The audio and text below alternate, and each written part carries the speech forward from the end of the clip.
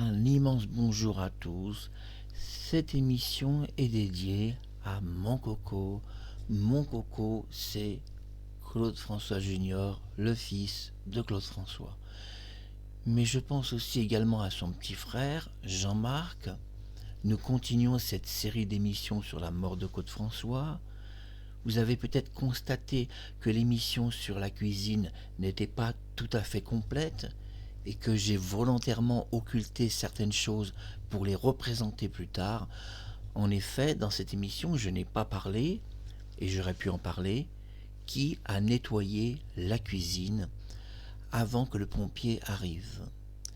Et on parlera de tout ça car des personnes ont nettoyé l'appartement de Claude François et donc on va devoir quand même en parler puisque je l'ai expliqué, cette série d'émissions consacrée à la mort de Claude François, c'est aussi en boucle. C'est-à-dire que je vais produire 2-3 séries d'émissions où parfois on reviendra sur certains sujets. Donc soyez patients, c'est une série d'émissions assez longue. D'ailleurs, certaines personnes ont constaté des durées énormes, comme 1h15, 1h20. Bon, c'est maximum 1h15, et parfois ça ne durera que 30 minutes. Je m'adresse à Marie-Thérèse, attachée de presse de Claude-François, à Kathleen, un grand bonjour, mesdames, aux Claudette, à Dany Borg, qui est la capitaine des danseuses des Claudettes, comme ça sera plus clair. Les Claudettes, les danseuses de Claude François. Bonjour aussi à Prisca, Julie, Katie et puis tous les autres Claudettes. Aujourd'hui, si vous avez cliqué sur cette émission, c'est parce que vous vous posez une question. Claude François a-t-il été assassiné par le gang de la banlieue sud?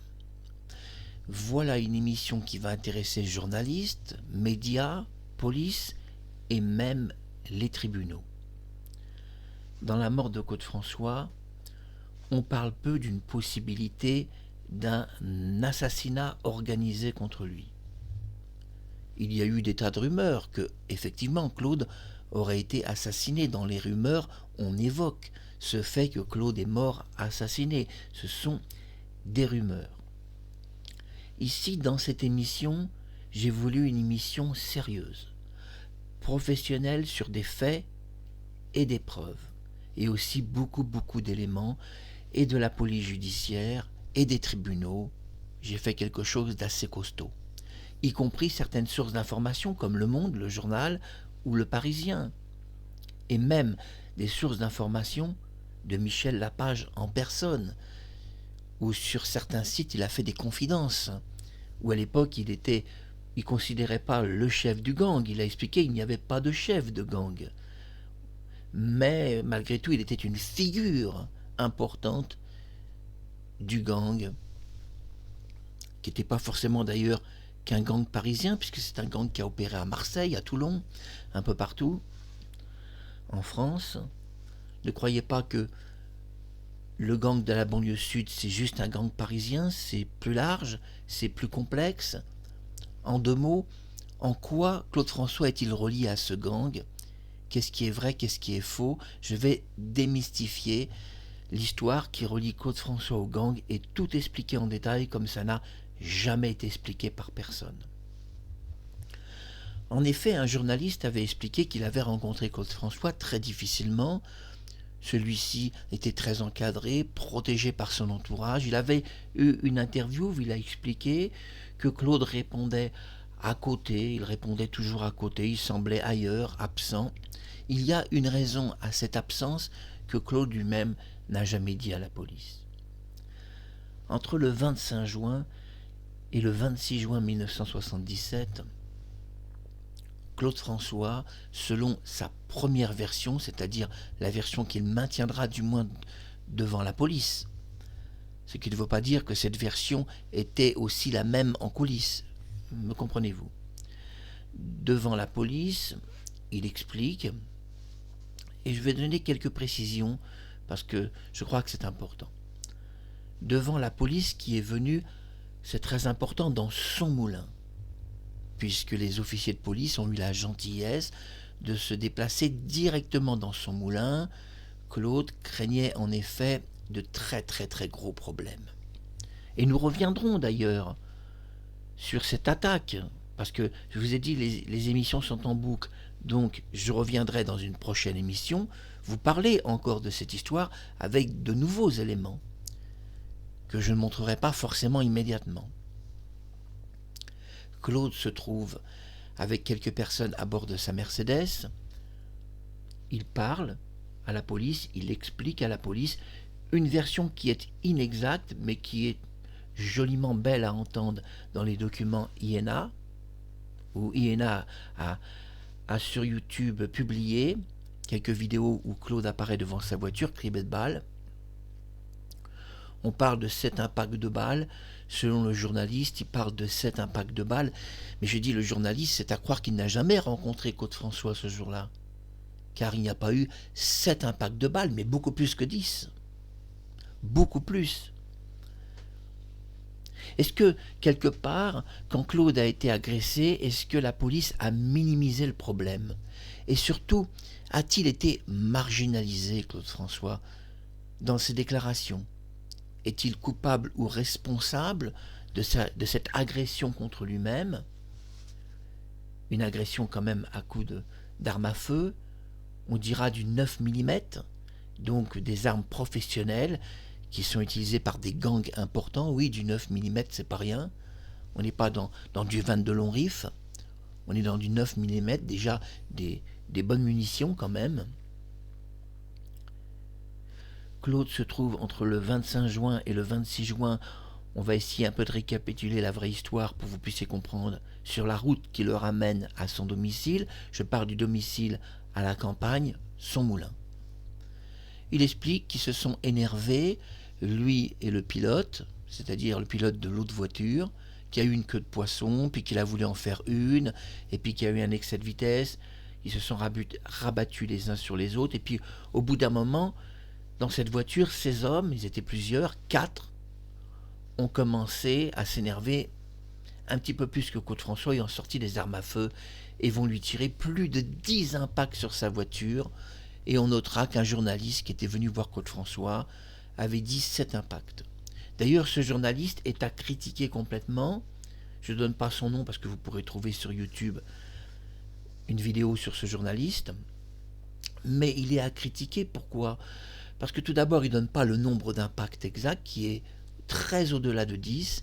Et puis surtout, ce journaliste, au-delà de ça, ne prend pas très au sérieux la déclaration de Claude François. Il explique qu'il était ailleurs, répondait à ses questions à côté, parce qu'il a posé des questions, il répondait à côté. Finalement, pratiquement rien ne sera publié de cette rencontre avec ce journaliste. Ça servira pratiquement à rien. Il se confiera des années plus tard, ce journaliste, que Claude était vraiment à côté des questions et que même de le rencontrer, c'était pénible et difficile. Ça avait été compliqué. Par rapport à son entourage, ce journaliste expliquera que selon lui, le gang qu'il avait agressé était un petit gang qui faisait des braquages. Rien de grave. En réalité, on n'est pas dans un petit gang de braqueurs, même si c'est vrai que les avocats de ce gang les ont souvent représentés comme des sortes de Borsalino. Oui, à l'époque de Borsalino, il y avait des casses, il n'y avait pas de crime. C'est ce qu'on disait, c'est ce que Michel Lapage dira, il n'y avait pas de crime, c'est ce qu'il dira. Il ne reconnaîtra pas tout ça, c'est évident. Il y a même certaines attaques qu'il n'a pas reconnues, il ne peut pas les reconnaître. Publiquement, où il y a une interview de Michel Lapage, je crois de un peu plus d'1h30 sur YouTube, qui vous serait intéressante d'entendre. Mais il aurait été tellement intéressant qu'il s'exprime sur Claude François. On va voir une galerie photo, je vais vous commenter tout ça, vous expliquer tout en détail. Et je vais commencer par une photo inédite, qui est importante, qui va nous montrer un petit peu tout ça. C'est la rencontre des policiers dans le moulin de Claude François, une photo vraiment inédite qui est intéressante.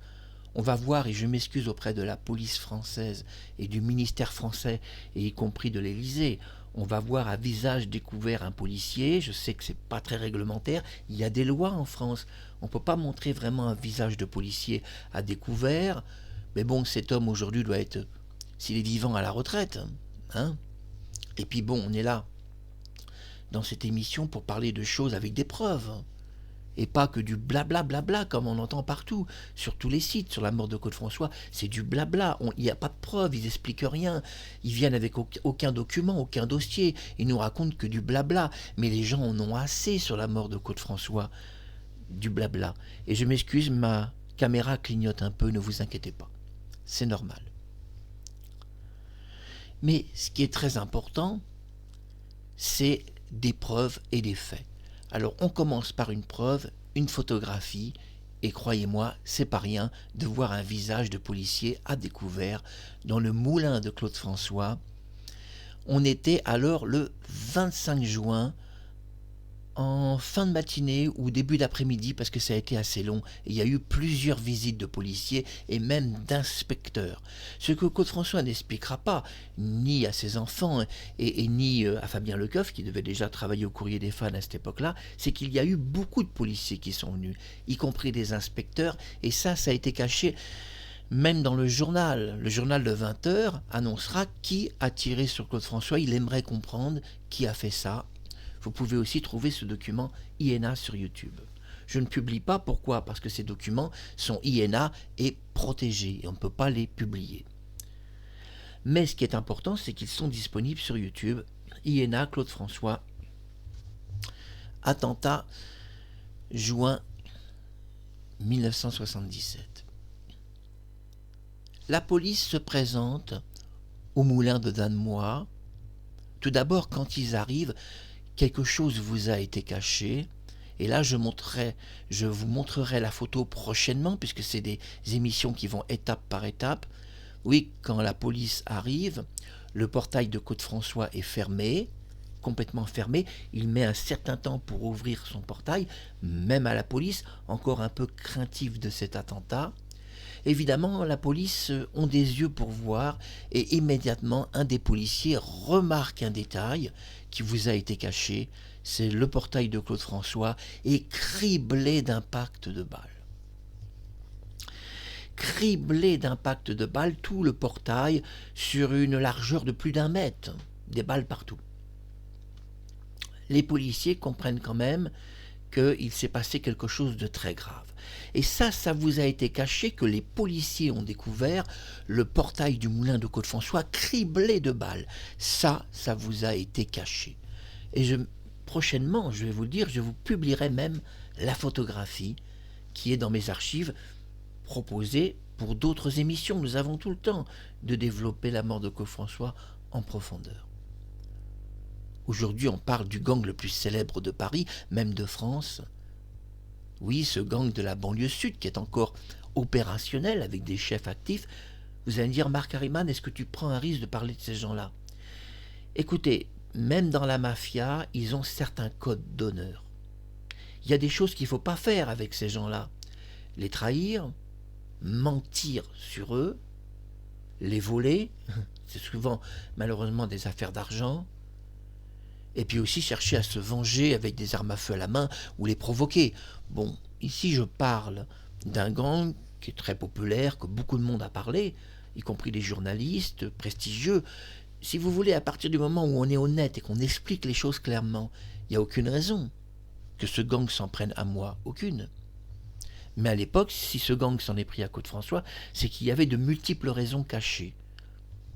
Alors tout d'abord, on va expliquer, avant de venir à tous les détails qui sont assez compliqués et assez longs, il y aura peut-être, je l'ai dit, plusieurs émissions. Tout d'abord, la police, donc, apprend que Claude François a été agressé et il lui explique, puisqu'il téléphone, qu'ils vont se rendre au moulin, donc dans la matinée, comme je le disais, je crois que c'était 11h du matin, c'était assez tôt, et un groupe est arrivé aussi de policiers en après-midi. Claude François va avoir des policiers, beaucoup de policiers, des inspecteurs de police qui s'intéressent quand même au problème. Au départ, l'affaire ne devait pas être si importante. Quand les policiers se présentent devant le moulin, il n'était pas question de faire venir toute la police de France. Excusez-moi l'expression, mais un peu d'humour vous fera du bien. Je veux dire que quand ils ont vu ce portail criblé d'impacts de balles, là, ça leur a paru une affaire quand même sérieuse. Ainsi, des inspecteurs de police qui n'étaient pas prévus au départ ont décidé de débarquer au moulin et de rencontrer Claude François. Tout ça, ça vous a été complètement caché. Et si cette décision a été prise par la police française, c'est à cause du portail, car quand la police arrive, le portail, au départ, est fermé. Je parle au tout début de la première voiture de police. Et un des policiers fait remarquer à ses collègues de travail, regarde, des balles partout dans le portail. Claude François donnera une version qui est fausse en télévision, mais une version complètement fausse, dont je peux le prouver avec une seule photo. Et je viendrai vous montrer cette photo. Il explique en télévision, dans l'émission de Music and Music de Jacques Martin, il explique que il y a eu une dispute, etc., sur la route. Bon, et il expliquera dans d'autres émissions qu'il a réussi à semer ses poursuivants. Il les a semés, il conduit très vite, explique qu'il conduit quand même assez bien, et qu'en prenant de la vitesse, il les a complètement semés. Et il a réussi à entrer dans son moulin. Tout d'abord, ce qui vous a été caché, c'est quand il arrive cette nuit-là, il klaxonne très fort pour que vite on lui ouvre le portail de son moulin. Ça, c'était important de le dire. Puis il entre sa voiture, selon la version qu'il donnera partout en télévision, il explique qu'il a semé les personnes. Il les a semés, c'est-à-dire il a roulé très vite en voiture et ils n'ont pas pu le suivre, il l'explique. C'est pas si vrai non plus qu'ils ne l'ont pas suivi. Puisque la police, le 25 juin 1977, découvre son portail criblé de balles. La preuve que Claude François a menti à la télévision et qu'il avait été suivi jusque devant son portail et qu'il savait très bien que cet homme était Claude François. Mais pourquoi Claude François lui arrivait-il de mentir publiquement ? Tout d'abord, on ne peut pas dire que c'est un vrai menteur. C'est un homme, Claude, qui aime bien un peu dissimuler sa vie privée et ses problèmes aussi, que ce soit sentimental ou autre. On dit qu'il a rencontré Kathleen en 1976. Est-il vrai qu'il l'a rencontrée en 1976 quand il avait des cheveux blond platine ?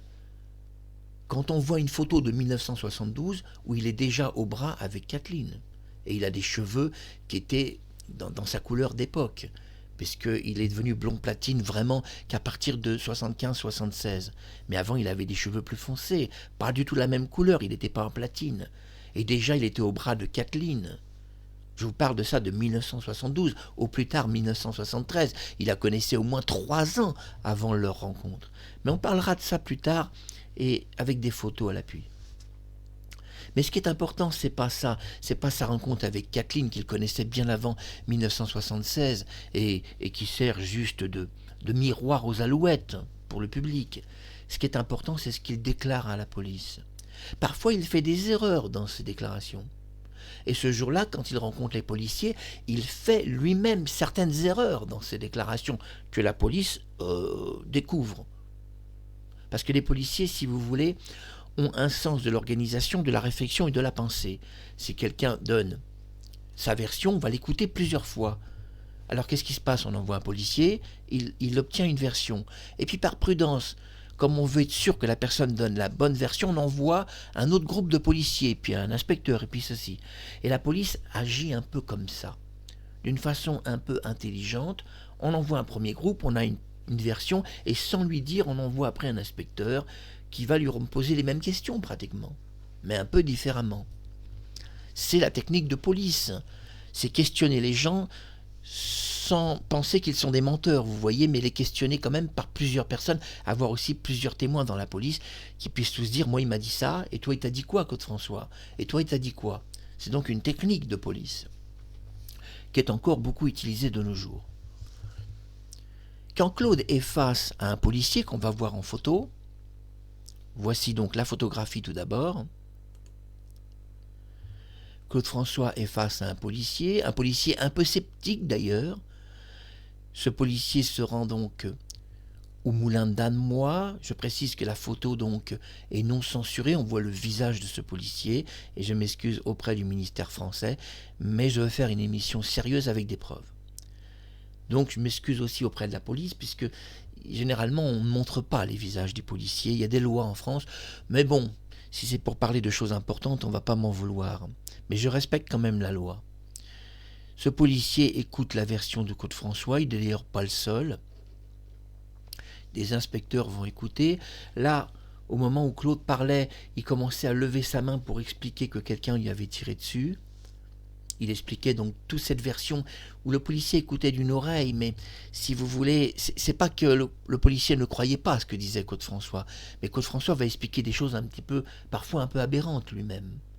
Quand il explique par exemple à la police qu'il a semé les personnes et qu'il a réussi à entrer dans son moulin, c'est pas si vrai, quand en réalité la police découvre un portail criblé de balles, la preuve qu'il les avait pas vraiment semés.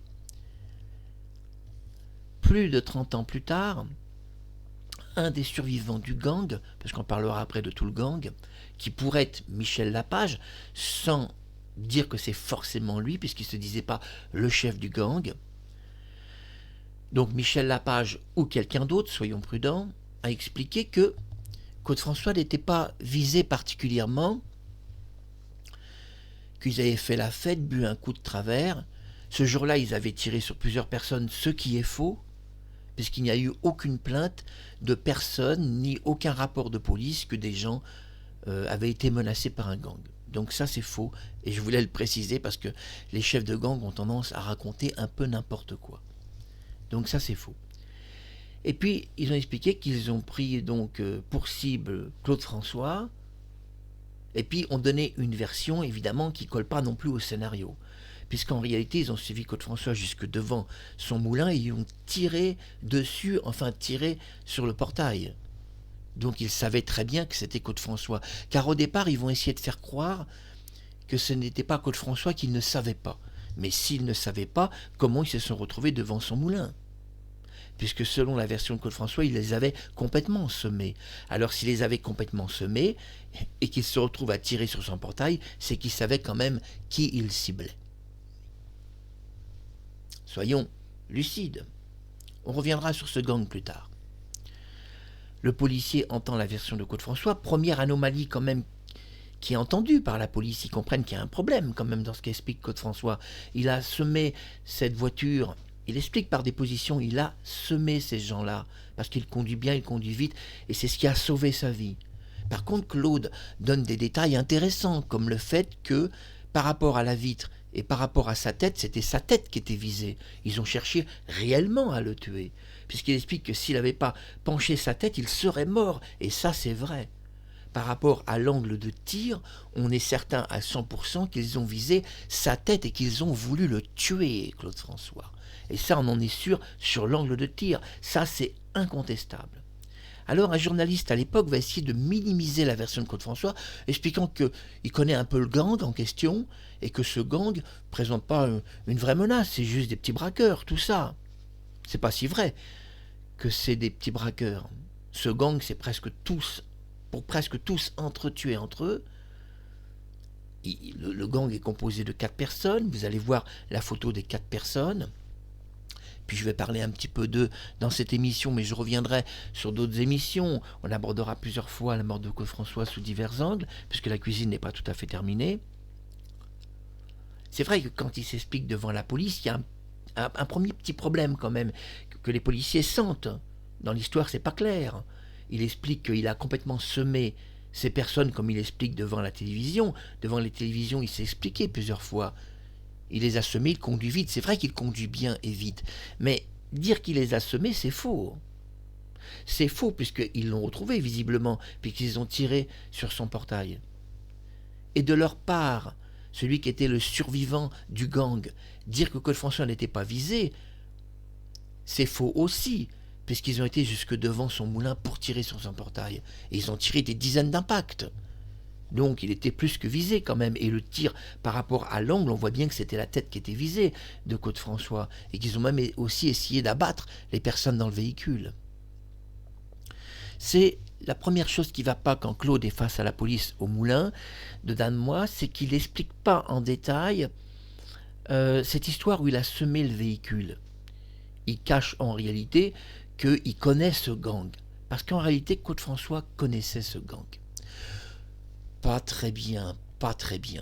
Mais disons que ce gang avait des ramifications partout, même jusqu'à quelques personnes dans le show business. Il y avait quelques personnes. Si on vous dit le gang de la banlieue sud, une partie du show business français pourrait dire oui, on connaît des réputations, et même certains gros chanteurs pourraient dire bah, on a trafiqué un peu avec eux, on les connaît. Qu'il y ait quelqu'un parmi les chanteurs qui ait voulu tuer Claude François parce qu'il était un rival, pourquoi pas, hein. Mais l'affaire, évidemment, est beaucoup plus compliquée quand Claude cache à la police certaines informations. Oui, il ne voulait pas répondre vraiment, et le journaliste qui l'avait interviewé le reconnaîtra des années plus tard. Claude répondait à côté des questions. Oui, parce qu'en réalité, Claude ne veut pas dire toute la vérité, il cache quelque chose.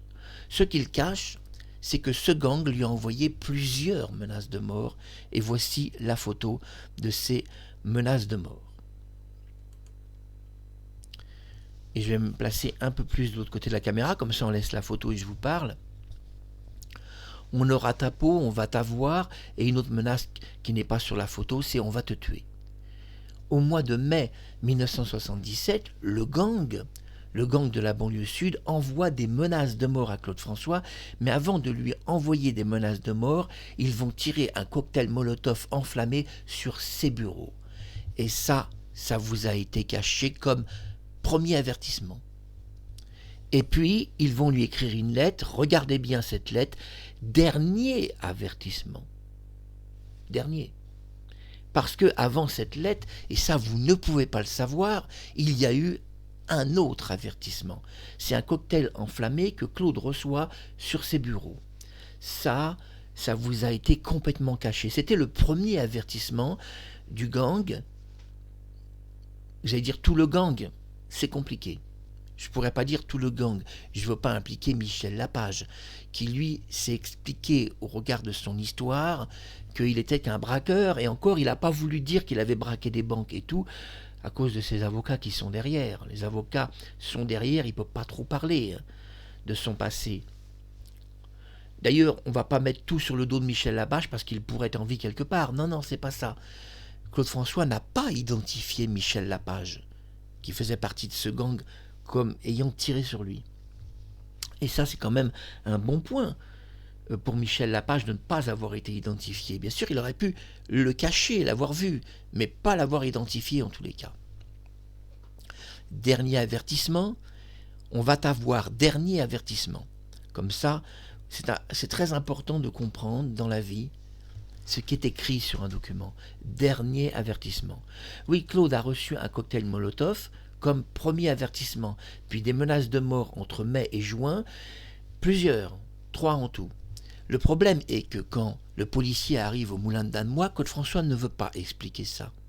Il cache à la presse, il cache aux journalistes, il cache à la télévision, il cache à la police ces menaces de mort. Et puis cette lettre, ce dernier avertissement qu'il cache, parce qu'évidemment s'il avait montré ça, la police lui aurait dit « Attendez, il y a écrit dernier avertissement, vous avez reçu quelque chose d'autre? Expliquez-nous, il y a marqué dernier avertissement, que s'est-il passé avant ?» Vous voyez, la police, forcément, ce sont des gens constructifs. Si vous montrez des lettres de menaces de mort et que les policiers vont lire dernier avertissement, un policier va alors vous poser la question. Expliquez-nous, Claude, pourquoi il y a écrit dernier avertissement. C'est qu'il s'est passé tout de même quelque chose avant. C'est la raison pour laquelle Claude ne voulait pas montrer ces lettres de menaces de mort et a dû lui-même les cacher. Il les a cachées, mais devant son photographe, il accepte malgré tout de prendre une photo, presque pensant qu'il va mourir et que finalement, autant se photographier devant ces menaces, ça pourrait peut-être servir un jour. Menace de mort, on va t'avoir, dernier avertissement. C'est pas rien un dernier avertissement, c'est qu'il y en a eu un avant et peut-être plusieurs avant. Oui, parce que je vous dis un avertissement. Qu'est-ce qu'il y a eu avant? Un cocktail enflammé contre son bureau, il y a eu une autre lettre, on va te tuer. Mais ça, c'est ce que moi je sais, humblement. Mais il y a tout ce que je ne sais pas derrière cette histoire. Quand on parle d'un dernier avertissement, il y en a eu 1, 2, 3, plusieurs. Claude, en réalité, a un problème avec une personne. c'est pas tout le gang le problème. C'est pas forcément Michel Lapage, où son nom ne sera jamais cité par Claude François. Et on va pas quand même mettre sur le dos de Michel Lapage, qui est le plus grand bandit français, le plus grand gangster, c'est le Borsalino français, on va pas lui mettre tous les crimes de France et tous les braquages. Il en a déjà eu quand même à son actif pas mal. Je pense que quand même il a un tableau de chasse qui est quand même élevé. On va pas quand même lui foutre encore des crimes sur le dos et divers braquages. Soyons justes avec Michel Lapage qui va sans doute regarder cette émission. Non, Claude François n'a jamais identifié le numéro un presque des braqueurs français. On parlait à l'époque de Mesrine, mais Mesrine, c'est un tout petit Mesrine.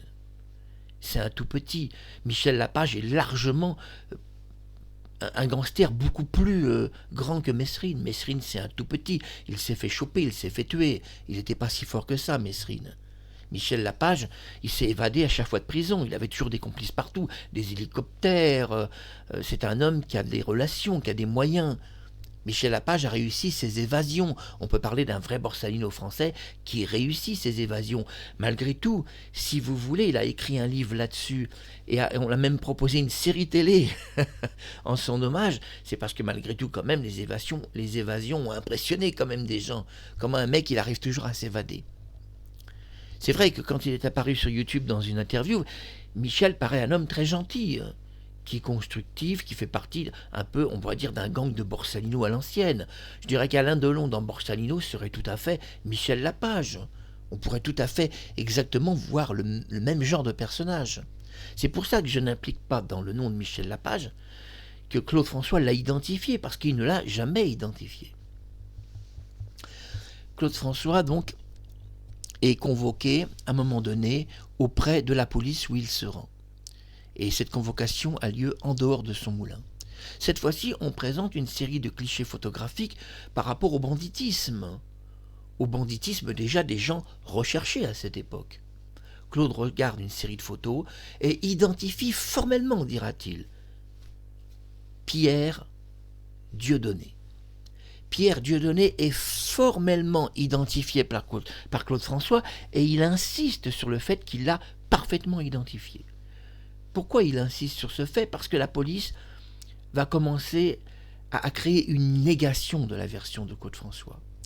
5 jours plus tard, Pierre Dieudonné se bat dans un bar, une grosse bagarre de voyous, peut-être pour un hold-up où une partie de l'argent a mal été versée, peut-être pour quelques insultes. Vous savez, ils boivent un coup de trop et puis tout part sur une bière ou un pichet de vin et ça va très très vite les bagarres. C'est souvent l'alcool qui est la cause. Mais on sait que c'était des gangs organisés sur l'argent. Il suffit que une des personnes n'ait pas respecté certaines choses pour qu'une bagarre éclate. Une bagarre éclate le 30 juin 1977 et 5 jours plus tard, donc le 30 juin, un nom est évoqué dans cette bagarre, Pierre Dieudonné. Claude François, en plus, a identifié sur des photos que la police lui a montrées une seule personne. Il n'a pas identifié tout le gang. Ils étaient à l'époque vraiment 4, mais ils étaient plus. Mais ils étaient 4 stars, on va dire 4 stars du banditisme français. On peut parler de stars parce qu'ils ont bénéficié de remises de peine, de libération de prison, d'aide de la police. Ils se sont même évadés en fourgon blindé, pas en fourgon blindé, en fourgon de police. Ils avaient fait des braquages de fourgons blindés, ils ont tout fait, ils se sont toujours évadés. Ils étaient aidés par tout le monde. Et on pourrait même dire qu'une partie de la police française les a aidés, même des avocats, en présentant des saints. Ils ont été présentés comme des saints. C'est-à-dire que c'est vrai qu'il n'y avait pas de preuve absolue de tous leurs actes. Pas absolue, vous voyez ce que je veux dire. Et pour un avocat, ça suffit. Au tribunal, un avocat défend bien un bandit, surtout quand il a de l'argent. Et ils avaient de l'argent. Ils n'étaient pas à l'aide judiciaire gratuite, ces gens-là. Mais même par rapport aux frais d'avocat qu'ils avaient, un procureur aurait dû dire, bah, écoutez, vu les frais qu'ils payent, quand même, ne faites pas croire que ces gens-là, ils, sans travail, parce qu'ils n'avaient pas de travail, arrivent à payer de tels frais. Donc ils savaient, les procureurs, les juges, qu'ils étaient tous dans la mafia, ils le savaient. Mais ils avaient peur aussi de ce gang, peur d'être descendus au coin d'une rue. Le gang Michel Lapage expliquera que ce n'étaient pas des assassins, mais attention, ce qu'il dit est inexact. et je vais corriger le tir, même par rapport à Michel, ce qu'il dit est inexact, et je vais me permettre de corriger ce qu'il dit, parce qu'il y a des erreurs dans ce qu'il dit. Preuve à l'appui, je vais vous expliquer. Déjà, 35 minutes, restez avec moi. Claude François identifie Pierre Dieudonné.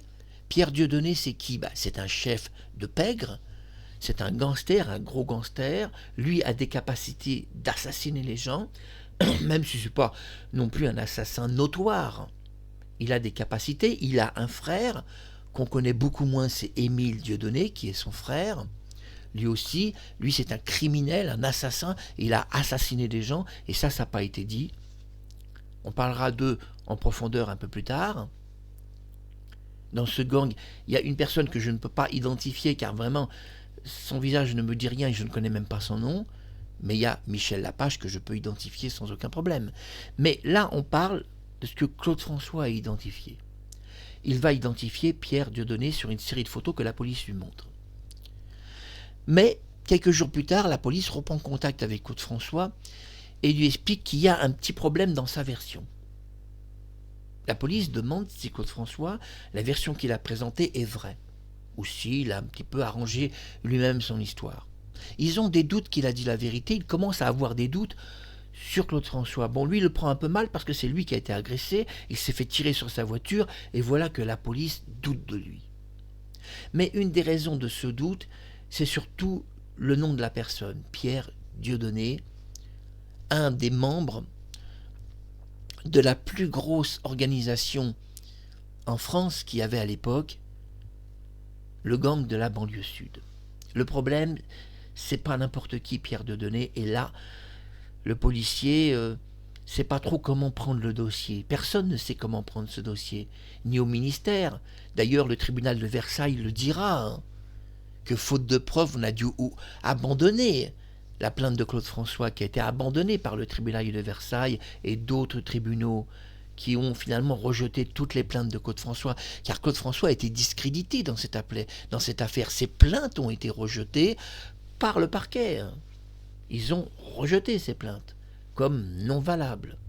La raison principale que cette plainte a été rejetée comme non valable, c'est que Pierre Dieudonné se présente à la police française et explique, selon sa version, qu'il n'a jamais tiré sur Claude François, que lui a fait une erreur d'identification.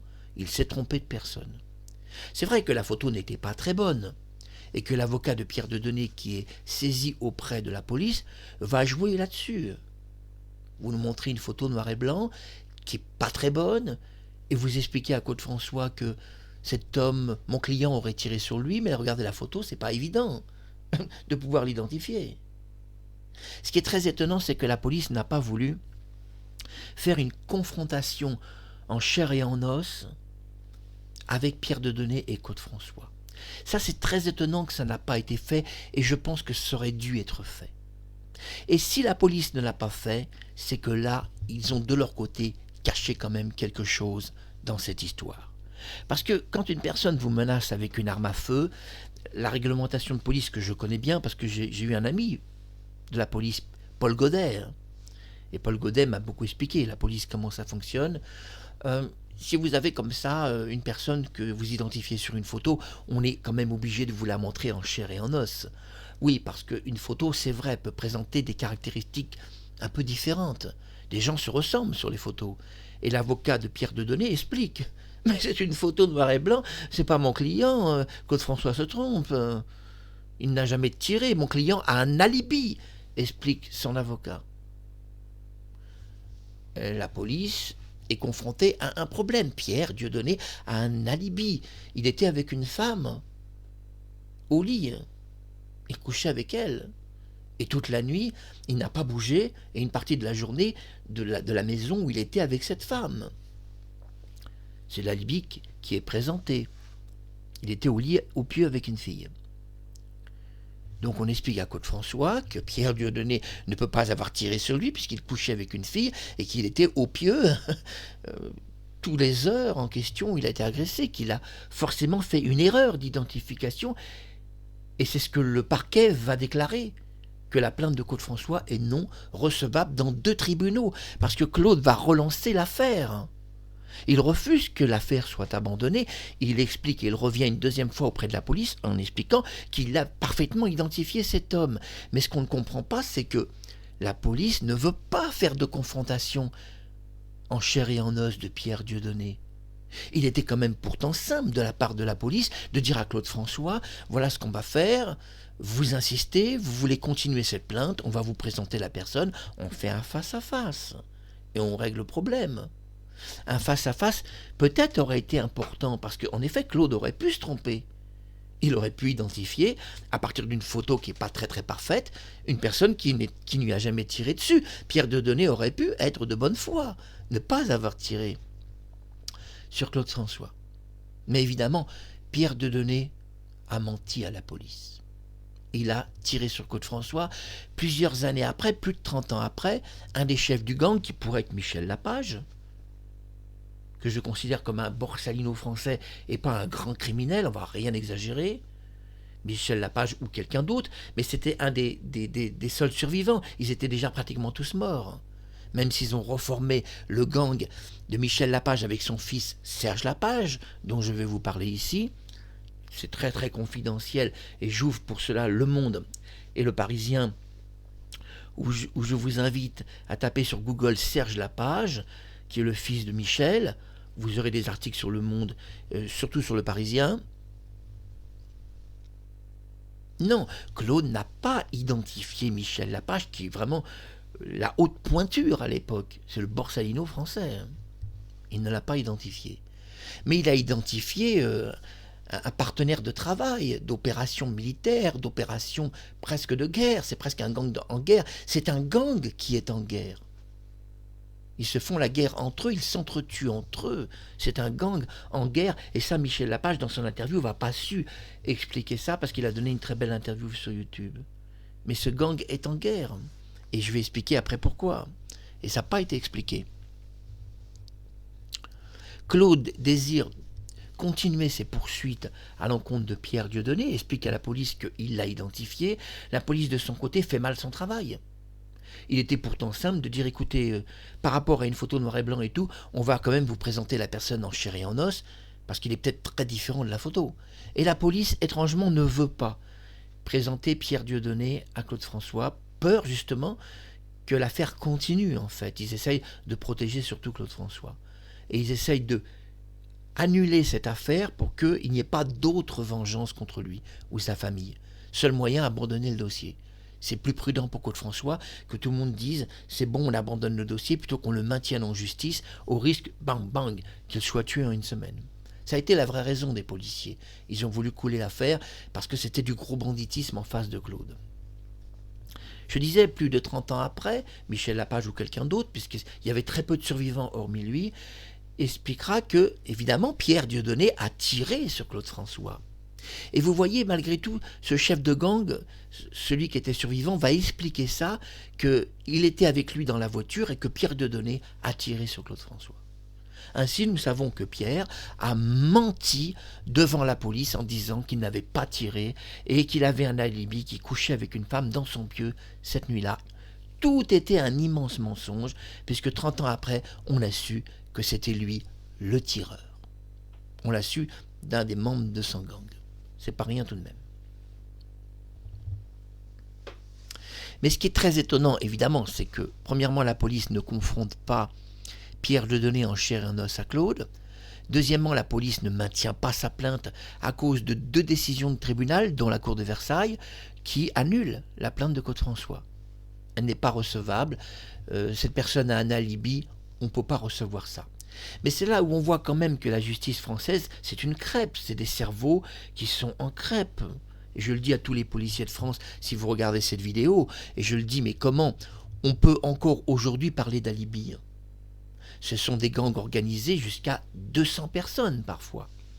Dernièrement, un de ces chefs de gang qui appartenait à la banlieue sud, dont on ne va pas donner son nom ici, a eu un enterrement colossal. 200 personnes de la pègre de Paris se sont présentées et ils ont écrit sur sa tombe « Tu es le boss et tu seras toujours le boss ». Un homme qui vivait en Essonne, à côté de Claude François. « Tu es le boss et tu seras toujours le boss ». Ce sont des gangs organisés de 200 personnes. Comment on peut aujourd'hui encore accepter dans les enquêtes de police l'alibi? Mais moi, si je veux tuer quelqu'un, je le ferai pas. Mais si je veux tuer quelqu'un, je connais beaucoup de gens. Je peux avoir 5 personnes qui vous diront que tel endroit à telle heure, j'étais à cet endroit-là. Et je peux tuer qui je veux. Parce que j'aime les gens, je suis assez charismatique. N'importe qui me protégerait si je le demandais. Je pourrais flinguer n'importe qui. J'aurais 5-10 personnes pour me protéger en disant Mark Harriman, il était avec nous. 10 personnes témoigneraient à la justice que j'ai tué personne. Mais imaginez, je ne suis pas chef de gang, mais imaginez un chef de gang qui a un réseau de 200 personnes. Et on est encore là à nous raconter en 2026 que quand quelqu'un présente un alibi, c'est qu'il est non coupable. On est dans un monde de débiles mentaux. Ces gens-là, c'est des crêpes, c'est des petits cerveaux de... Ils sont raplapla, c'est ramolli là-dedans. Vous pensez bien que des chefs aussi importants de gang ont plein d'alibis. Déjà, tous les gens qui ont peur d'eux. Il y a des tas de gens qui leur doivent de l'argent. Donc il suffit de cogner une porte en disant « Tu me dois de l'argent ». J'ai réfléchi, on ne va pas te tuer, mais on a besoin d'un alibi. Alors tu te présentes chez les flics, tu sers d'alibi, et on coupe la poire en deux, tu dois beaucoup moins. Mais immédiatement, il y a des gens qui doivent tellement d'argent au gang, immédiatement ils se présentent chez les flics en disant une belle blonde se présente en disant mais j'étais avec lui toute la nuit. Et la poire est coupée en deux, elle ne doit plus rien, ou presque plus rien.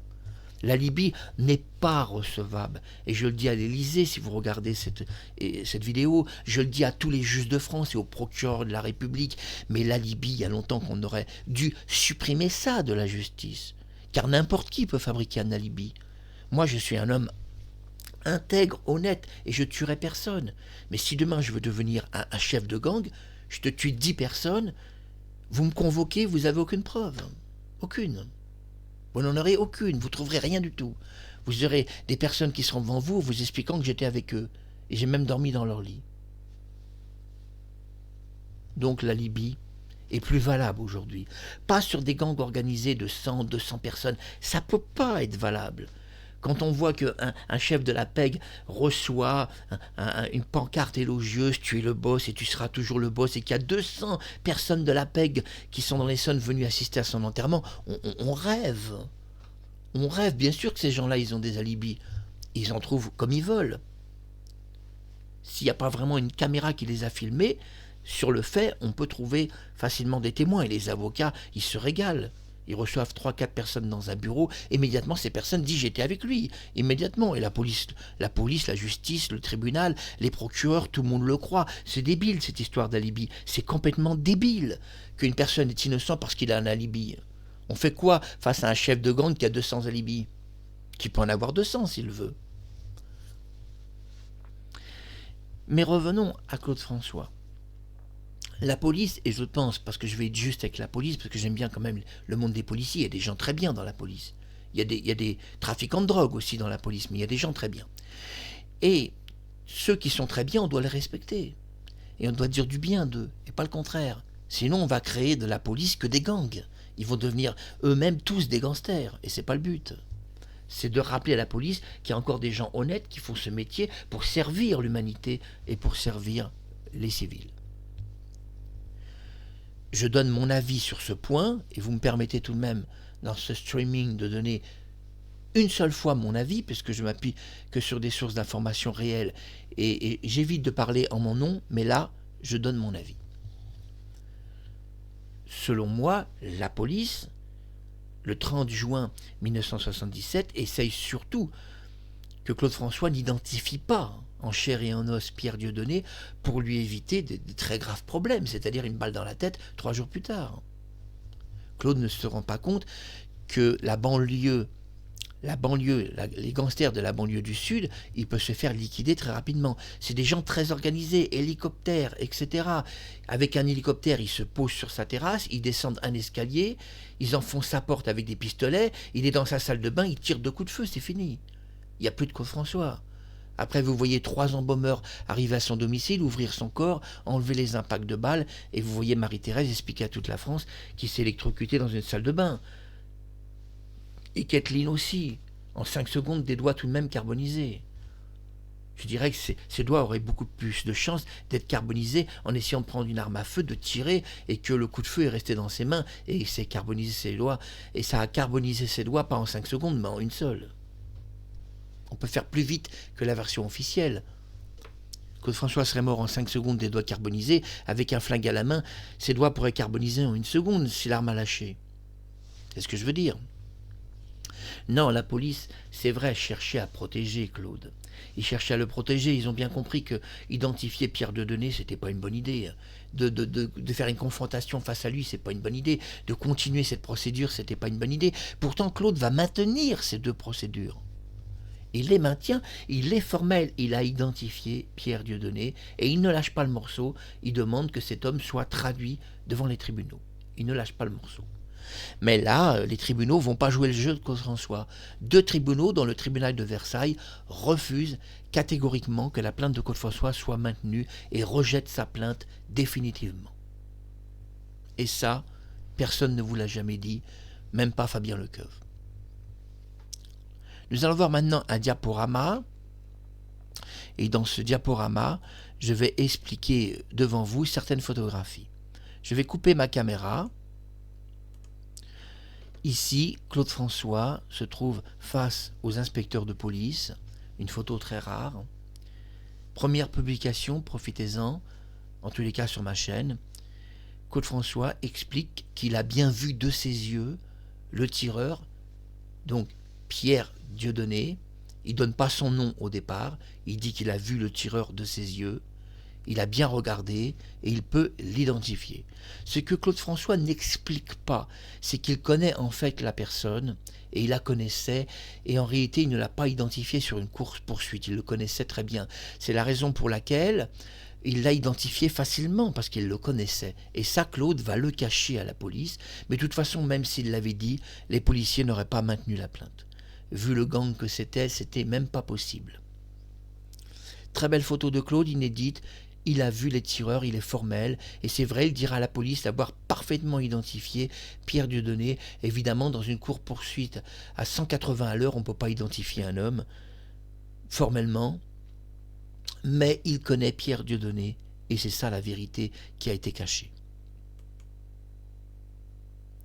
Isabelle savait qu'il allait mourir, elle savait qu'il allait mourir, et justement, on va faire une petite parenthèse sur Isabelle. Et je coupe le diaporama un petit moment. Et je remets ma caméra.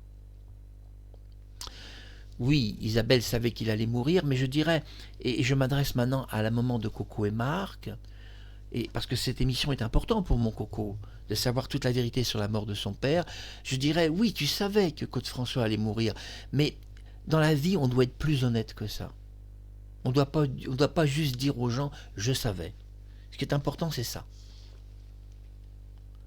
Quand on parle d'honnêteté, ce qui est important, Isabelle, donc Jeanne-Marie de ton vrai prénom, c'est ce livre que tu as écrit. On va le voir d'un peu plus près, j'ai posé mon micro.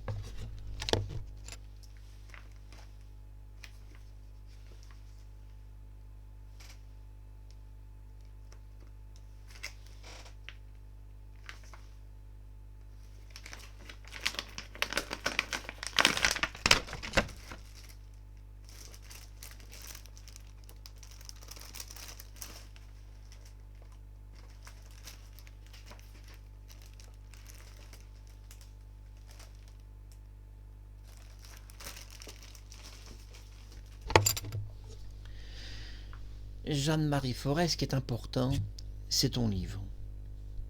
Un livre que personne n'a jamais vu. Non, vous n'avez jamais lu ce livre. Non, il est presque impossible même de le trouver. C'est un exemplaire, donc original d'époque, il ne s'agit pas d'une réédition. Et évidemment, je dis à Jeanne-Marie, bien sûr que tu savais que Claude François allait mourir. Quand on apprend dans ce livre très rare qui n'est plus réédité, d'ailleurs il sera sans doute jamais réédité, on apprend que Isabelle Forêt, c'est son nom d'artiste, donc Jeanne-Marie Forêt, a acheté une arme à feu dans le but d'assassiner et Claude François et Sophia. Et puis qu'elle les a suivis, traqués, et qu'au moment où elle devait les tuer, elle a renoncé à cet acte criminel. Alors je dirais devant mon Coco quand on fait de telles confidences dans ce livre, que sans doute mon coco n'a jamais lu entier, je dirais, bien sûr que tu savais que François allait mourir quand tu as acheté toi-même une arme à feu pour le tuer. Et on ne saura jamais si tu n'as pas contacté le gang de la banlieue du Sud pour demander un contrat pour assassiner Claude François. Ça, on ne le saura jamais. Et j'espère que tu n'as pas eu cette mauvaise idée en tête de demander à la banlieue Sud, ces gangsters, d'assassiner Claude. Parce que tu ne pouvais pas le faire toi-même. Et tu le dis dans ce livre, tu as dû renoncer à l'assassiner. Et lui et elle. Je parle de Sophia. Puisqu'il y a une histoire de jalousie. D'ailleurs, dans ce livre, on apprend, et je le dis à la mère de Coco et Marc, que tu vas téléphoner à Claude François parce que le moulin est en feu. Tu as tout sauvé, ses tapisseries, ses tapis, un peu tout. Mais tu n'as pas sauvé l'essentiel. Tu n'as pas sauvé ses disques qu'il entreposait. Et Claude va refuser de se déplacer au moulin. Si tu avais dit à Claude François, j'ai sauvé tes disques, tes bandes, viens vite les récupérer, parce que j'ai peur qu'elles soient un peu trop chaudes et tout, viens vite les protéger, il serait venu immédiatement. Pour ces enregistrements, il serait venu immédiatement. Mais ces enregistrements, je le dis à Jeanne-Marie, n'ont jamais brûlé. On a vu de superbes éditions de Claude François Junior, les inédits, on commence à les entendre, les inédits. Mais ce que tu ne sais pas, Jeanne-Marie, donc Isabelle de ton nom d'artiste, c'est qu'il existe beaucoup d'autres chansons qui ne sont pas entre vos mains, qui sont entre mes mains, puisque je possède des centaines de chansons inédites, qui n'ont jamais été publiées. La plupart des problèmes de publication, je ne peux pas le faire car elles ont des droits d'auteur, que ce soit Frank Sinatra, Sammy Davis Jr. ou d'autres, il y a des droits d'auteur, je ne peux pas les publier sur YouTube. YouTube bloquerait la vidéo tout de suite, même si c'est Claude François. Un jour, peut-être que ces chansons, on les entendra, ou peut-être que je vais finir finalement par les brûler.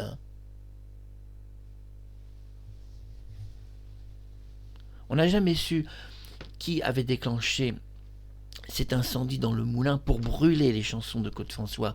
Mais je dis, vu que tu voulais vraiment séparer Claude François, je vais être un peu méchante langue, séparer Claude François de Sophia, et que tu avais acheté une arme pour les tuer tous les deux, je te dirais, Isabelle, enfin Jeanne-Marie de ton vrai prénom, on peut penser que tu aurais pu mettre le feu, puisque tu demandes à Claude de vite venir.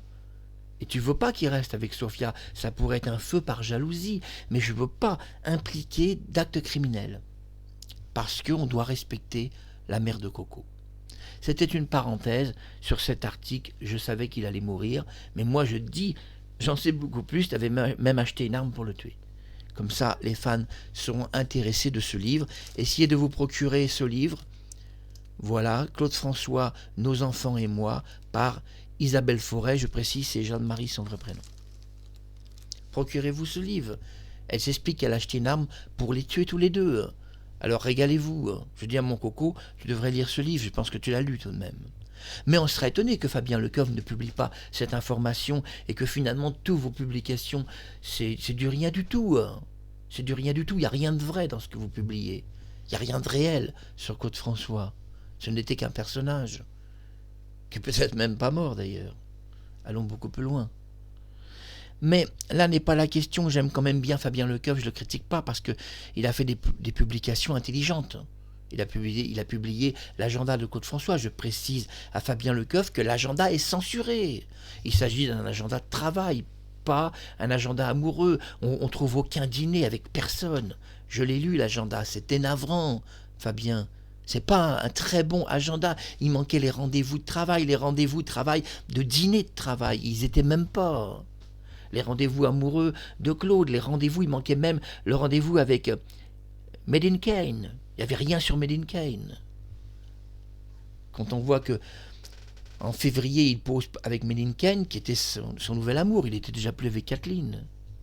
On a envie de se marrer quand même de cet agenda qui est un agenda de travail, on est d'accord. Mais alors, on aurait dû le préciser beaucoup plus, que tout avait été occulté, censuré sur le reste. Continuons le diaporama. Isabelle savait qu'il allait mourir, je vais couper ma caméra. Oui, elle savait qu'il allait mourir. Dans son livre, elle donne même des détails qui aujourd'hui seront sans doute jamais republiés, il n'y aura jamais de nouvelle édition. Elle voulait tuer Claude François, elle avait acheté une arme à feu professionnelle et elle voulait assassiner aussi Sophia. Mais malgré tout, on doit être juste avec elle, elle expliquera qu'au moment où elle les a poursuivis, traqués pour le faire. Elle a hésité et finalement ne leur a pas tiré dessus alors qu'elle pouvait le faire. Et elle expliquera qu'elle pouvait le faire mais elle ne l'a pas fait. Mais il y aura toujours un doute si elle n'a pas contacté des gens pour le faire à sa place. D'où les coups de feu sur la voiture de Claude. On aura toujours un doute qu'il n'y ait pas eu un commanditaire secret qui pourrait même être la propre mère de Coco. Je vais un peu loin, mais à partir du moment où elle achète une arme à feu, de toute façon, elle est en tort. À partir du moment où elle veut tuer Claude François, elle est en tort. Et qu'elle ne se dise pas devant Coco et Marc, les enfants de Claude, qu'elle a raison, là, elle a tort. Et même devant la justice, elle a tort. Car l'achat d'armes est interdit par la loi, le port d'armes aussi, et le déplacement d'armes est interdit par la loi. Oui, le gang de la banlieue sud, c'est eux qui ont tiré sur Claude François. Regardez en bas, on voit une photo de Claude. C'est un article d'ailleurs que vous allez pouvoir retrouver, je pense, qui est un article assez intéressant. Et ils étaient 4 personnes, on va les voir de plus près tout à l'heure, dont Michel Lapage. 1 heure que cette émission a commencé, restez avec moi, c'est pas terminé. Oui, il y a ce très bel article, j'ai réussi à l'avoir, qui est intéressant, mais qui est très loin d'être complet, très très très loin d'être complet, mais qui montre évidemment quelques petites choses qu'il y a Claude François à ce gang, mais qui n'explique pas tout. Une photographie intéressante de Kathleen, et oui, regardez bien les cheveux de Claude, hein. Il n'a pas des cheveux blonds platine. Claude François a eu des cheveux blonds platine à partir de milieu 75, 1976. Mais avant, en 1972, il avait des cheveux exactement comme ça. Et là, Kathleen semble beaucoup plus jeune. Et oui, cette photo semble avoir été prise en 1972. Mais en tous les cas, grâce à cette photo, comme il n'a pas les cheveux platine, nous savons qu'il n'a jamais rencontré en 1976 la très belle, car elle est belle, Kathleen. Non, il ne peut pas l'avoir rencontrée en 1976 parce qu'il avait les cheveux complètement blond platine. Et alors, en 1972, il avait exactement ces cheveux-là, exactement, et même le visage plus jaune, puisqu'en 1976, il n'avait pas ce visage-là, et pas cette couleur de cheveux du tout. Et oui, elle pourrait avoir connu Claude François 4 ans avant leur idylle dans un avion qui n'a jamais existé, puisque Claude avait envoyé un représentant à Rome pour la recruter dans une agence en Italie. Cette photo qui est emblématique, qui montre Kathleen bien avant sa rencontre. Là, nous sommes 4 ans avant sa rencontre. Nous continuons. Regardez en 1977, évidemment la couleur des cheveux de Claude est platine et même son visage, il n'a rien à voir. Regardez les cheveux, regardez le visage, beaucoup plus gras, beaucoup plus gros, car il prenait de la cortisone pour ses cordes vocales et son visage avait beaucoup changé. On revient en arrière, regardez les cheveux légèrement blond-roux, nous sommes en 1972 ou 73 maximum, et évidemment en aucun cas on est en 1976. Je dis bien en aucun cas. Et oui, il y a évidemment entre Kathleen et Claude François des secrets. Regardez aussi sur cette photo, Kathleen est beaucoup plus vieille. Et regardez l'autre photo avant, elle est beaucoup plus jeune. Regardez, elle a un visage presque d'enfant. C'est une autre période de l'histoire. Ils se connaissaient depuis très longtemps tous les deux. Très très longtemps. Ils se sont jamais rencontrés en 1976. Claude François, le problème, c'est une image qui a été entièrement créée par lui-même. Et en créant son image, il a oublié quand même qu'il avait des témoins, comme cet homme qu'il a envoyé à Rome pour la recruter, et quand même qu'on a des dates de recrutement précis. C'est le jour de l'attentat, 25 juin 1977. Il montre à Kathleen un impact dans sa voiture. On est évidemment étonné de la décontraction de Kathleen. Regardez bien, la main dans la poche. Très très décontractée. On a évidemment du mal à croire que cet attentat a eu lieu sur la route et que Kathleen était dans la voiture. Je ne veux pas être méchante langue, mais on a du mal à croire que cette fille était dans la voiture quand on voit la décontraction en regardant l'impact de balle. Enfin, qui serait décontracté comme ça? Elle était soi-disant dans la voiture. Bien, moi je dis qu'une fille qui serait dans une voiture et qui prend 10 impacts de balles, elle ne serait pas si détendue la main dans la poche. Ces impacts de balles ont-ils vraiment été pris sur une course-poursuite ou y a-t-il eu quelque chose de caché d'autre? Une photo de Claude, impact de balle, vous voyez, vraiment il était visé, hein, il a été visé complètement, à la tête d'ailleurs et plusieurs fois.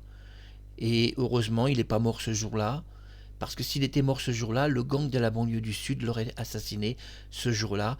Et l'impact de balle est passé très très proche, il le dira. De quelques centimètres, il aurait dû mourir. Donc on peut donc impliquer quand même une vraie tentative de crime à ce gang, qui a quand même tiré dans sa tête et tiré sur son portail de nombreux tirs. Voici les 4 personnes du gang. Je peux vous en identifier vraiment que 3. Vous allez me dire, oulala, Mark Harriman, il préfère pas identifier le 4e, il veut pas s'attirer des problèmes. Je dirais pourquoi pas, mais il pourrait y avoir une autre raison. Alors, tout en haut, regardez bien, à gauche, la photo en haut à gauche, c'est monsieur Pierre Dieudonné. Donc, Pierre Dieudonné, qui serait mort en 1983 dans une tentative d'évasion d'hélicoptère. Il a été abattu à coups de mitraillette. C'est la première version. Une version dont on doit se méfier parce qu'il avait des relations. Sa mort pourrait être bidon. Il pourrait être toujours en vie quelque part. Parce qu'il était un des plus jeunes du gang. Juste à côté de lui, regardez bien, un homme coiffé un peu d'ailleurs comme Claude François, mais avec une moustache. Je ne peux pas l'identifier, désolé.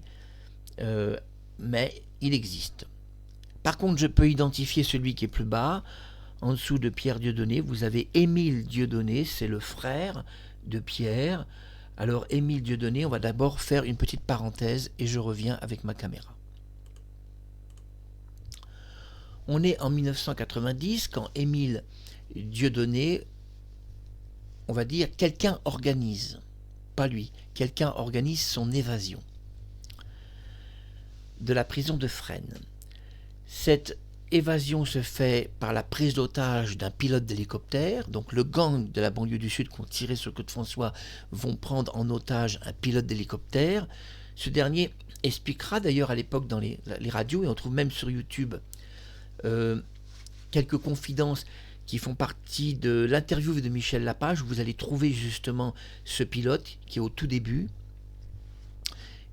Et ce pilote explique qu'il a été pris en otage donc par un gang.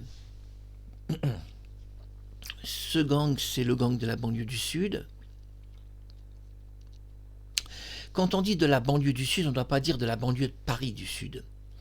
Bien sûr, on sait que le gang a été protégé par la police et les tribunaux. Oui, parce que les tribunaux ont expliqué qu'ils habitaient là, ils habitaient là, ils habitaient là dans Paris, mais ils ont oublié tous de dire une chose. C'est qu'ils habitaient ni là, ni là, ni là, ni là, ils habitaient tous pratiquement l'Essonne. Et ça, ils ne l'ont jamais dit. On s'étonnera que des tribunaux ne savent pas où ils habitent, ces gens-là, alors qu'ils ont quand même leur adresse sur les dossiers. Tous les conneries que les tribunaux ont pu dire, ou même les procureurs ou les policiers, tous les conneries qu'ils ont dit en presse, qu'ils ne savaient pas où ils habitaient. Oh, ils habitaient là, ils habitaient là, ils habitaient là, ils habitaient là, que des fausses adresses ils ont données dans la presse, parce qu'ils habitaient pratiquement tous l'Essonne. Les policiers, hein, s'ils peuvent vous donner une information fausse, ils ne se gênent pas. Hein. Ils sont, je dirais pas tous de mèche avec les gangsters, mais ils tiennent à leur peau quand même, les flics. Hein, comme les autres d'ailleurs. Oui, Émile Dieudonné est le frère de Pierre Dieudonné. Son frère s'entendait bien avec Émile. À l'époque, il y a Michel Lapage, on ne sait pas s'il est vraiment en prison à cette époque-là. Bref, 2 gangsters, ou peut-être 3, donc prennent en otage le pilote. Je crois qu'il a donné un nombre de gangsters, essayez de voir l'émission. Pour voir ce pilote, vous tapez Michel Lapage interview, une interview qui dépasse 1h30 et vous aurez un peu des précisions sur un des chefs du gang. Il ne s'est pas dit chef du gang, mais il n'y avait pas de chef, il a expliqué, mais bon, il était quand même le plus haut placé. Et alors, ce pilote a été pris donc en otage et il va tenter de faire évader Émile Dieudonné, qui est un des tireurs qui a tiré sur Claude François. L'évasion se passe pas trop bien parce qu'au départ, ça s'est pas trop mal passé puisqu'ils ont pu le récupérer avec l'hélicoptère. Et puis, malheureusement, il y a ce qu'on appelle au-dessus des grillages, vous savez, ce qu'on appelle des petits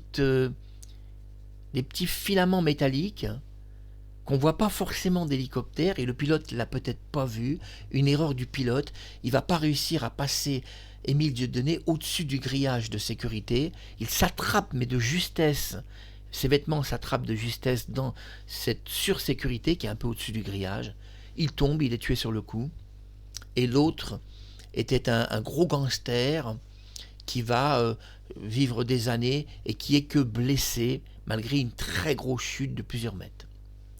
Émile Dieudonné est mort, il avait tiré sur Côte-François. Pierre Dieudonné est mort en 1983, mitraillé lors d'une évasion. Le seul qui n'est pas mort, on va revenir sur la galerie photo, c'est l'homme qui est complètement en bas, regardez, sur la droite, c'est Michel Lapage, qui lui, effectivement, Michel Lapage, vous trouvez une interview sur YouTube très détaillée. Alors, regardez quand même la personne qui a fait partie de ce gang, qu'on tirait sur Côte-François, regardez quand même toute son interview, il paraît sympathique, c'est vrai qu'on lui donne le bon Dieu sans confession, je ne vais pas dire du mal, au contraire, je vais parler un peu de lui, et j'ai des choses justement à lui dire personnellement.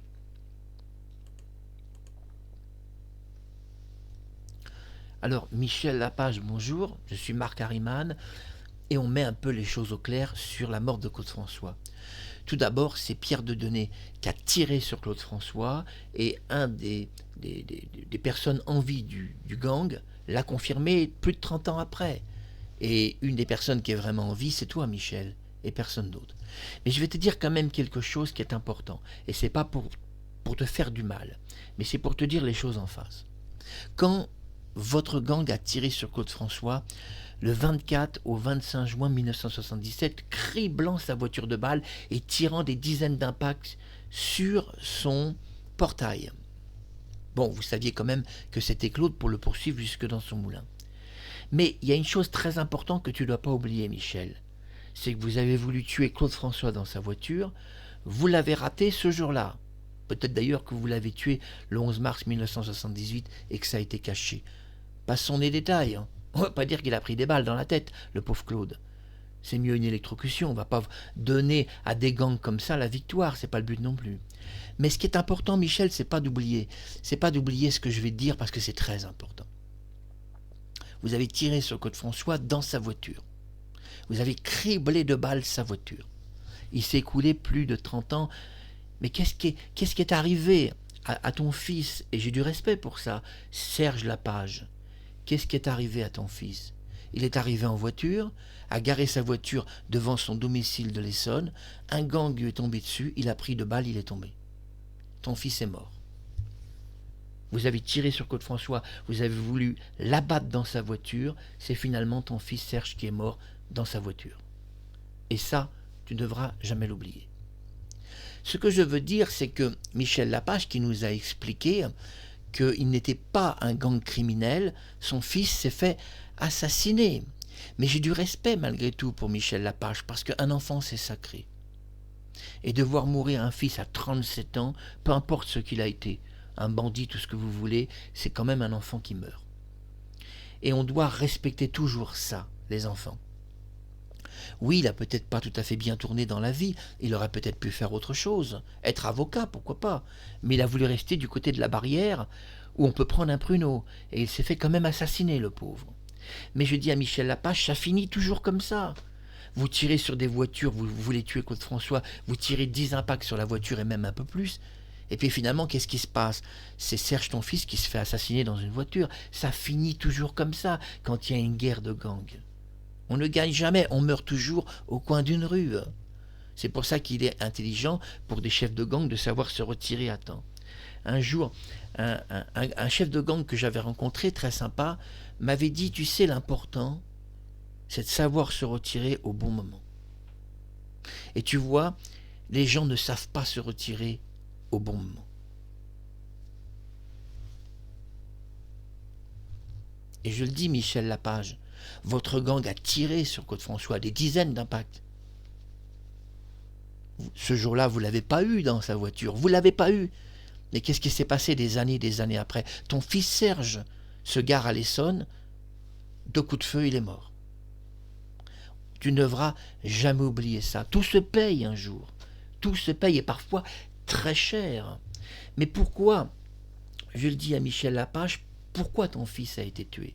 Parce qu'on doit dire la vérité aux gens qui vont voir cette vidéo. Parce que je le dis à Michel, c'est toi qui as fait l'erreur de parler dans la presse de ton point faible. Tu as expliqué dans Le Parisien que tu t'étais évadé de prison parce que tu aimais ta femme et ton fils. Ça, quand on est chef de pègre, on ne doit jamais donner un point faible. Ni femme, ni enfant, ni rien. Jamais tu dois donner ton point faible. À partir du moment où dans Le Parisien, tu publies en gros que tu t'es évadé pour sauver ta femme, pas la sauver, mais pour la revoir, et pour revoir ton fils, ce qui est beau. J'apprécie beaucoup ça, de vouloir revoir sa famille et de s'évader de prison pour eux. Mais tu donnes trop d'informations sur toi. Tu révèles dans la presse d'une façon nationale, Le Parisien c'est national, que tu t'es évadé de prison pour ta famille et que tu l'as fait plusieurs fois. Qu'est-ce qu'ils ont fait, la pègre de Paris? Ils ont tué ton fils, 37 ans. 2 impacts de balles. Alors t'as jamais voulu parler sur la mort de Claude François et dire la vérité. Mais si quelqu'un sait la vérité, c'est Michel Lapage. Si Claude François a été assassiné, Michel le sait très bien, et il sait comment ça s'est passé.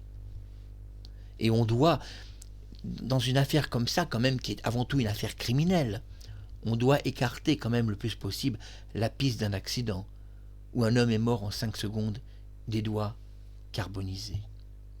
C'était Marc Harriman, mais je voudrais quand même terminer cette note sur de la gentillesse pour Michel Lapage, parce que des journalistes vont le dire, même des gens de la police, c'était le Borsalino français, c'était pas forcément une mauvaise personne.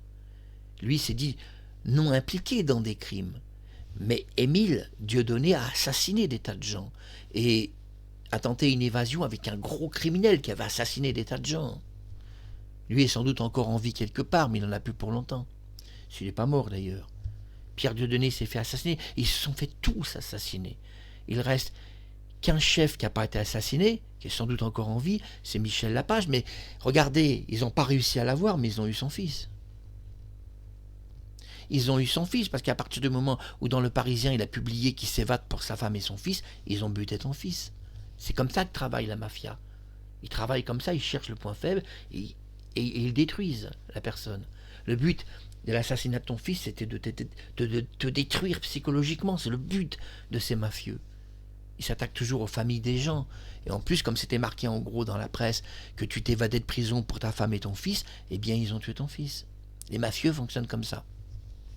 C'est pour ça que cette attaque terroriste contre Claude François de la part du gang de la banlieue sud ne devra jamais être sous-estimée. Jamais. Je reviendrai avec d'autres informations, on reparlera de ce gang et de l'agression contre Claude François, mais on va passer à d'autres sujets. C'est pas forcément joyeux sur YouTube d'entendre ça, mais YouTube a besoin de vraies informations, détaillées, précises, des photos et des explications. Mais je voudrais évidemment présenter mes excuses et à la mère de Coco et Marc et à Michel Lapage. Pourquoi? Parce que la mère de Coco et Marc, quand elle a acheté une arme à feu pour tuer Claude François, c'est très bien dit dans son livre qu'elle voulait l'assassiner lui et elle, Sophia, elle a fait par amour. Et je dis à Coco, un crime passionnel en France, c'est 8 ans de prison. Ta mère serait sortie au bout de 8 ans si elle avait tiré sur la gâchette, mais malgré tout, on doit tenir compte qu'elle ne l'a pas fait. Elle ne l'a pas fait. Donc elle n'est pas un criminel. Ce qui compte en justice et dans la loi, c'est les actes. Ce n'est pas les intentions criminelles, ce sont les vrais actes. Il n'y a que ça qui a de la valeur juridique, pas le reste. Une intention reste évidemment grave, mais tant qu'on se récupère au dernier moment et qu'on reprend une lueur d'esprit et qu'on ne commet pas de crime, on n'est pas au regard de la loi responsable ni coupable d'ailleurs de quoi que ce soit. Et l'important est de toujours se reprendre dans la vie. Et je dirais à Michel Lapage, votre erreur a été de tirer sur Claude François en 1977. Ça a été une grave erreur de faire ça. Parce que vous avez mis 10 impacts de balles dans sa voiture. Claude d'ailleurs n'est pas mort ce jour-là et il est sans doute même pas mort d'ailleurs. Mais bon, on va dire qu'il est mort parce que c'est la version officielle. Mais il pourrait toujours être en vie. Mais tu vois, et je le dis, vous avez tiré sur Claude François, plus de 10 impacts. Et c'est finalement ton fils qui meurt dans une voiture. Non, Claude n'est pas mort dans une voiture, c'est ton fils de 37 ans, ton fils que tu aimais tant, qui est mort dans cette voiture. Et dans l'Essonne, à 2 pas de chez Claude François. Mais malgré tout, je disais vouloir finir sur une note positive pour Michel. Je dis que la mort d'un enfant, 37 ans, même 40 ans, c'est des enfants toute une vie pour un père qui l'a conçu. Et malgré tout, on doit respecter le deuil, la mémoire de Michel pour son fils Serge. Et on doit comprendre que lui, malgré tout, c'est son fils qu'il a perdu. Et vous voyez, malgré tout, d'entrer dans des gangs, de participer à une vie de gangster, ça vous rapporte pas grand-chose. Parce qu'au final, on voit Michel, il a perdu son fils.